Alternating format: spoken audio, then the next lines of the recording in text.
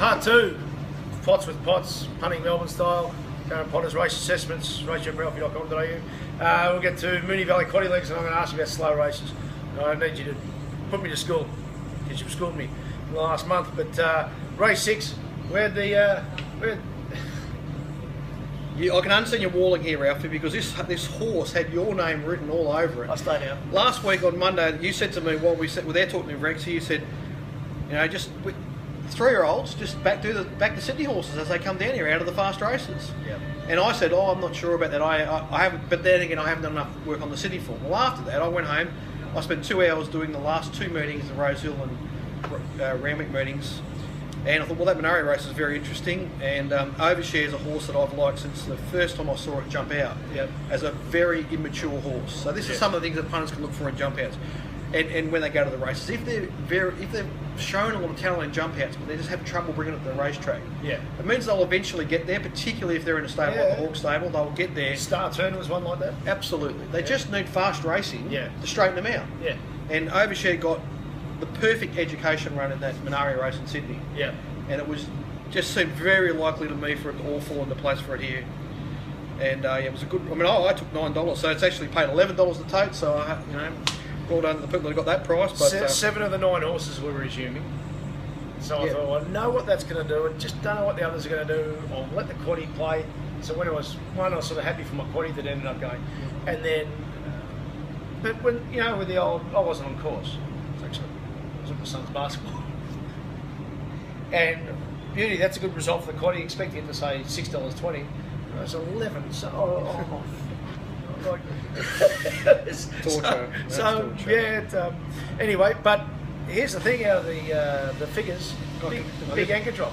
Right. I should say, I think our man Rexy was at the same basketball game and he was doing some cheering.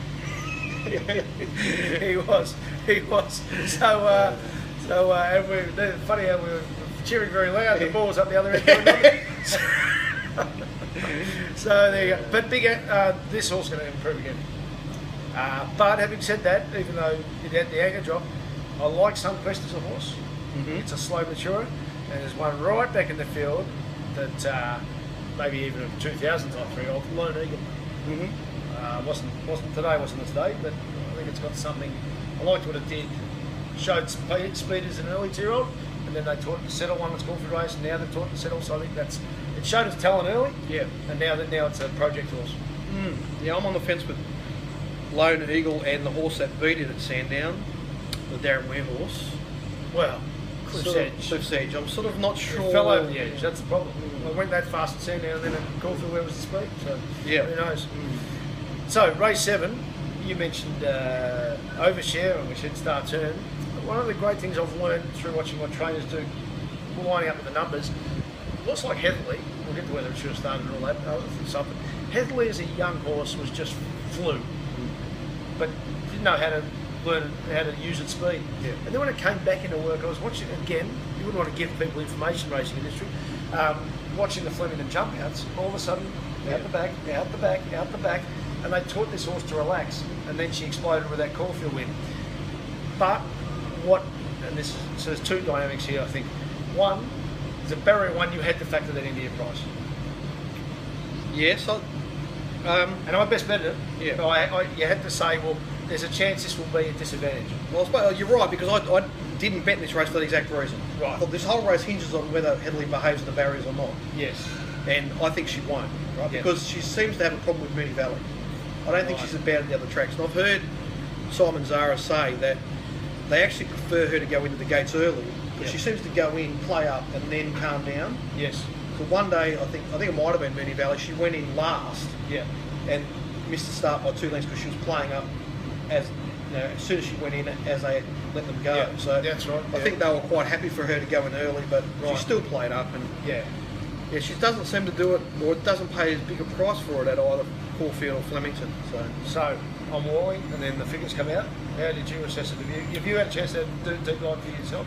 Not yet, not really. Okay. But I mean, obviously they've flown here. It's a really good race, and the horses resuming out from the Goodwood are to be followed. That's obviously a red hot race.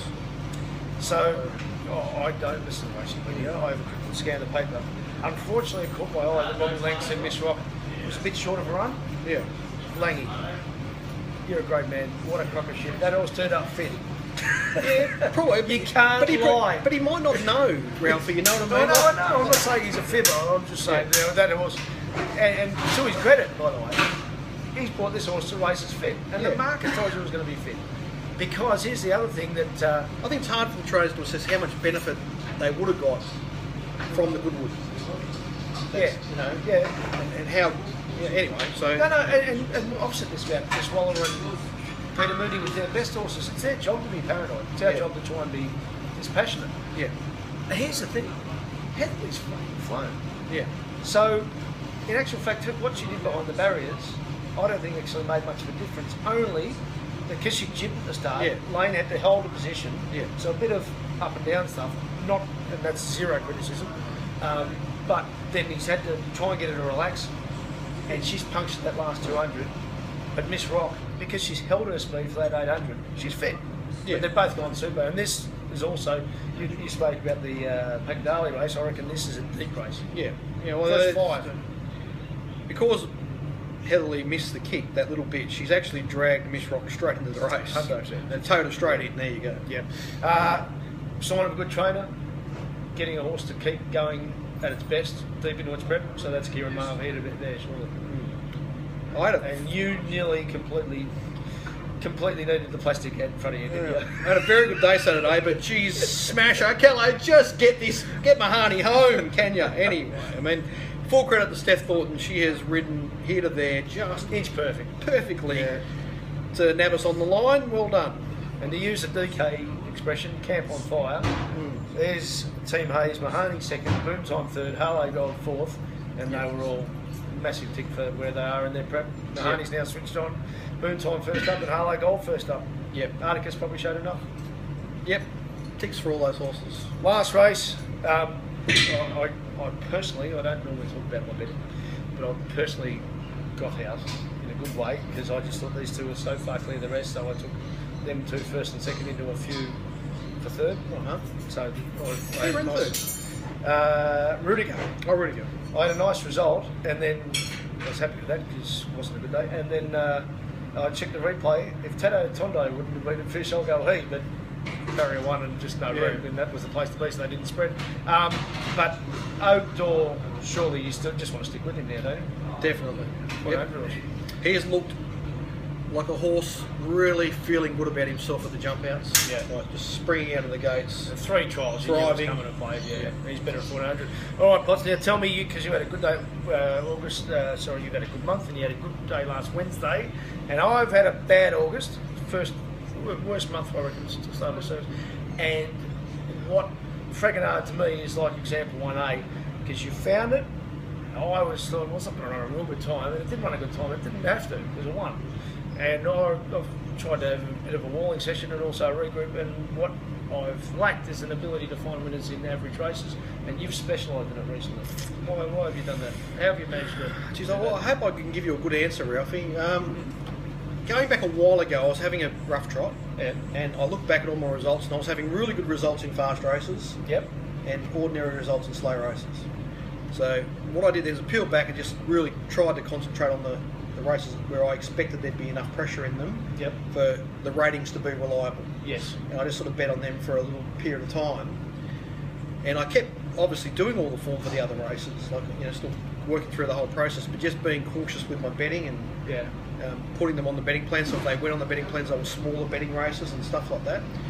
And I sort of just left it to my subconscious to figure it out. I knew I needed to make an adjustment in those slow races, but consciously I wasn't sure what it was. Yes. And over time I've figured it out, but I can't really tell you what it is I've done exactly. There's something in my process has helped me, just make a subtle adjustment away from what was causing me to lose on those races. And I think if I'm trying to put my finger on what it might be, I think I'm just more prepared to back an extra horse in that race, and that's made the difference. You know what I mean? Rather than just trying to focus narrowly on the best 2 chances in the race, I might back 3 or 4 horses in that race, and I think that's probably helps. I think you've just told me exactly what it is, because I've been a bit afraid to go too wide. So I tend to go 2 only. sometimes that third or fourth. And the torture for me on Saturday was just sort of a 2-bet race with second bullet and Pack Harley. End up going each way second bullet, and Betfairitis wouldn't turn up. There's that's been my month, a bit of zigging instead of zagging. But what you're saying there makes perfect sense. Just go the third or even the fourth one. Don't be afraid of it, because if one of them can win, there's still a gap in the market to finish. All we have to do is finish in front of this game. That's it. Well, the Fragonard races we talked about it. So as I worked through that race, I got more and more excited about Fragonard. So it was by far my strongest bet in the race. But I backed 4 horses. Yes. So I had Savers on Merriest and Here the Champ. So you enjoyed watching the race? Yeah, I backed another runner too. I can't even remember who it was. But at any stage. Well, I mean, could have got a bit ticklish here if Rachel had got out, and then I would have been in a coma, because I backed Rachel off the jump out against Fragonard and Vegas Magic at Flemington, and I still can't explain that Flemington run of Rachel. Yes. Now it makes even less sense to me. Correct. Anyway. And so you just said something. Have you heard of Daniel Kahneman? Yes. Thinking Fast and Slow. I started reading the book. The problem is, if you want to read at night to relax, it just got me my head ripping. It's unbelievable. And Michael Lewis from Moneyball wrote the story about Daniel Kahneman and his partner Amos Tversky. Well worth at least YouTubing Michael Lewis talking about. It's called the Undoing Project. Now, one of these things is about exactly what you said. You can't necessarily put your finger on it, but you know you've immersed yourself and it's been in the back of your head. Yeah. So it's about your mind thinks in 2 ways. Yeah. So it's system 1 and system 2, he calls it. So the chess master can walk past 2 people playing in the street, say move the rook to there and you win. And that's because he's a master. He's been doing it for so long. So some people call it 10,000 hours. Well, it doesn't matter, but it's the fact that you can actually. There is a reason why subconscious can work for you. Yeah. Tip of the nose is, I think, another Mark Lamborn called. But once you immerse yourself in a particular way of studying, as long as you've got something in the back of your head to say, let's try and adjust this way, that you don't have to be able to put your finger on it, because your subconscious will work for you. Yeah, and I think the important thing for punters is to listen to that instinct. It's very important. Yeah. It's the edge we've got over the big computer teams. Yes. So that's part of it. Knowing the region. I've got a quick email here to read out for us, Ralphie, because I had a good day Saturday, really good. Would have been huge if Mahoney had won. Yeah. But last Wednesday was it was getting pretty close to like a set that I'd actually say, yeah, good on your Pots. You've actually got that one right. There's no mistakes to review there. You're prepared to third person yourself. Yeah, no, but there was actually there's still one I'm not completely happy with, so I'll stop short of that. So, and this particular young man, let's call him Son of Bart. Yes. He chimed in and decided to get my set for the first time last Wednesday, and then again on Saturday. So he wrote to me. He thinks you're Jesus about me. Anyway, so I'll just paraphrase here. He said, it's obviously a good feeling to make a call on the track and have that play out, especially when it's not the norm. If only Mahoney had held on. Oh, come on, Smasher. Anyway, he says, with just the 2 sets, Pots, I've managed to get my first ever account restriction. Oh, isn't that, how good is that? So let's give those corporates heartburn, Son of Bart. Well played. Anyway, he's looking forward to the show and on it goes. So anyway, I just wanted to read that out for Son of Bart. Doesn't it make you feel good when someone gets in touch with you and say, I've just been Bart? Yeah. Well, restricted. Well, yeah, so because if they're not betting you once the MBLs kick in, Son of Bart, right to Racing Victoria and everyone else, they should all be playing by the MBL rules. Absolutely. Now we've only got 30 seconds left, so we haven't got time to say how shit Melbourne was last Saturday, have we? It's been a fun ride, mate. At least we're still doing that since you've been on board. Yeah. Disappointing, the Demons. Yeah. Disappointing. What can you say? What can you say? We can look forward to Caulfield. That's all we can say. Yeah, that's it. And if you're watching in Melbourne and you are a club member, you can get into Caulfield for nothing this week, which is a good idea, isn't it? Yeah. Let people know that first footy free weekend for ages. Get involved. Group 1 at Flemington and Caulfield. Haydock v Lee Romain v a couple other real good ones so far we've already heard. Can't wait. All the best. Thanks, punters. That was good. Yeah, mate. Good show. Looking around.